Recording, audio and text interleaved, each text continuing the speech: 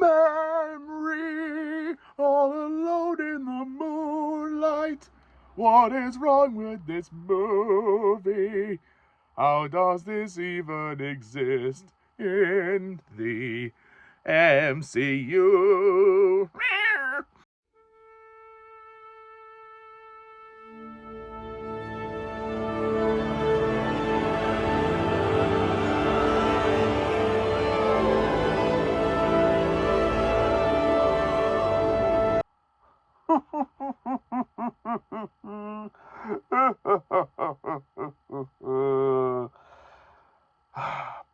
Hello, everybody, and welcome to my rant on The Marvels.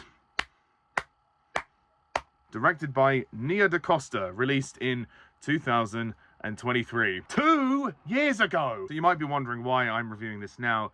It's because I basically forgot to review it 2 years ago, and I didn't get the time to talk about it. And with the release of Fantastic Four First Steps, I've been keeping up to date with my Marvel content, and I thought, oh, there's one that's missing, and that was this one. So before I do an MCU ranking, which will take me 1,000 years to put together, I thought I'd better tackle The Marvels, which is the one film I hadn't done yet. So Carol Danvers gets her powers entangled with those of Kamala Khan and Monica Rambeau, forcing them to work together to save the universe. To add to that, basically there's this villain who wants to steal the sun of planet Earth or something to restore the sun on her world, and there's these 3 bracelet kind of things that allow the 3 characters to switch places, and then they end up going to a planet where there's people that sing all the time, and then they end up getting involved in a conflict between the Kree and the Skrulls, and out of that there is some kind of plot, but fuck if I can find it.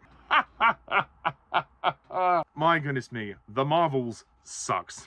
I hate this movie. Okay, maybe that's a bit of a strong word. I don't absolutely despise it, but it is a very disappointing film. I mean, I wasn't really keen on the first Captain Marvel. It was okay. I don't know what the hell is wrong with this film. This is, to me, potentially one of the worst, if not the worst, film in the MCU, because it is incoherent. There is no story. Whatever elements of story there are a mess. I cannot follow what is going on.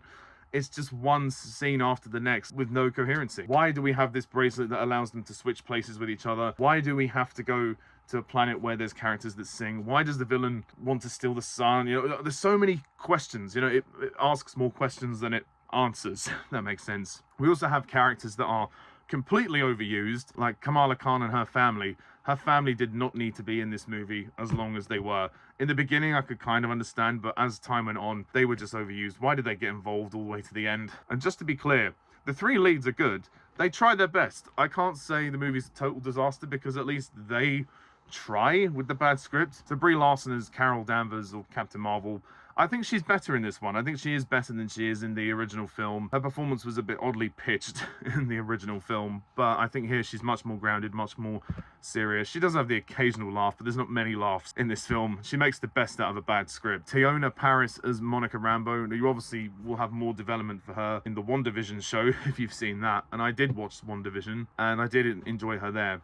And here she's all right. Again, she does the best she can. And same with Iman Vellani, I hope I pronounced that correctly, as Kamala Khan. She's all right, although she does get kind of annoying in the beginning when she keeps fangirling all the time over Captain Marvel. But once that is over with, she's decent enough in the movie. And they do work together. There is a nice chemistry with them, but does it save the movie? No. Samuel L. Jackson is back for Nick Fury. Well, he's back for the paycheck. Zawe Ashton, unless it's pronounced Zoe, I apologize if I mispronounce, comes across very much like a female Ronin from Guardians of the Galaxy. And I really didn't care about her character, and she has so little screen time. I forgot who she was, and then the movie had to remind me she wanted to steal the sun. Oh, okay, fair enough. And this movie is just so nonsensical. I mean, it might be nicely designed in terms of production design and costumes. Like when we get to this planet where they find the singing people, that's nice and all that. It's a cool visual, but the fact that these characters were singing all the time was done as a joke, but it was just carried way too far. Like, it messes around with like emotional stakes and all that, and the stakes of the plot. Like when Captain Marvel's dancing with that guy and she's like, "We're in danger." Why are you singing? Stop singing. It's just, No, it's silly. Movie was a total rush job. You can see it, and it's reflected in the edit. It's the shortest MCU movie. It's like 100 minutes. It's, if that, you know, it's very short. Yet it feels very long and very boring. And the third act of this film is completely weightless. It rushes to get to the end. You don't care about what's going on. You're not invested. Even though the three of them have a nice dynamic, there really isn't much here to enjoy dramatically. They just kind of work together, and there's no real conflict between them. It would have been nice to have a bit more of a journey with the team not getting on so well and then getting on again. In a story, you need to have changes, but there weren't enough changes in the story. They were pretty much the same as they were from beginning to end. And the character development is so lacking here. There is no character whatsoever. When the action is there, does it entertain? Well, some of it, but you get to a point where you go, I'm so bored because I don't know what's going on and I don't care. The one scene I did like, I'll give it this, the one scene I did enjoy was the memory scene with the cats. That was kind of funny. That was a good joke. And it was nice to see Goose the cat back. Goose is definitely the best character of this series, of the Captain Marvel movies. So it was nice to see the cat come back and have a bit of a starring moment in this film. And I gotta say, the visual effects for this one are not good at all. It's very poor. I think VFX artists were up against it. I think there was a clear issue with the production of this, and the director just probably couldn't get a handle on it. And it seems as though that's reflected in the final product, because the green screen composition in this film is terrible. Okay, it's not the worst I've ever seen, but it is very noticeable. I really think they needed to spend more time on this before actually releasing it. So I think maybe if they delayed the movie, that would have been better. Oh, and also Valkyrie turns up for some reason that we don't know about.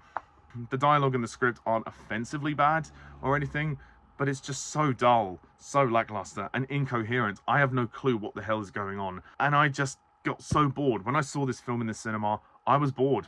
I fell asleep during this movie. But when I watched it this morning, it's just, that's the feeling that you get from it. Sigh, and here we are again. So Kevin and Marvel, that was not good enough. So to kind of round things off, I don't have a lot to say. I will just finish off by saying, well, there are a couple of nice things in the film. It's one of the worst MCU films by far, maybe even the worst, because it's just so much of the same, and it's just a bad script. The script is awful. It's terrible.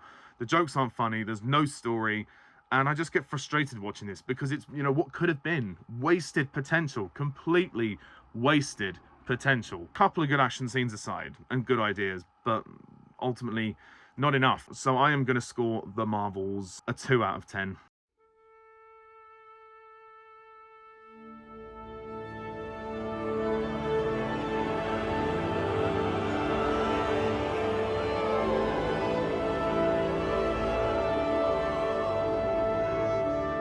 It's very, very bad as far as I'm concerned. I really hope that the MCU is not going to falter again like it did with this. It seems as though the two recent movies have got it back on track, so let's hope that it stays in this kind of good area where it is right now. So anyway, that's my review of The Marvels. What do you think? Please comment down below, let me know. Please hit the like and subscribe button, and stay tuned for my ranking of the MCU movies 2025. And until next time, I'm Pajak's Perspective. See ya. Bye for now.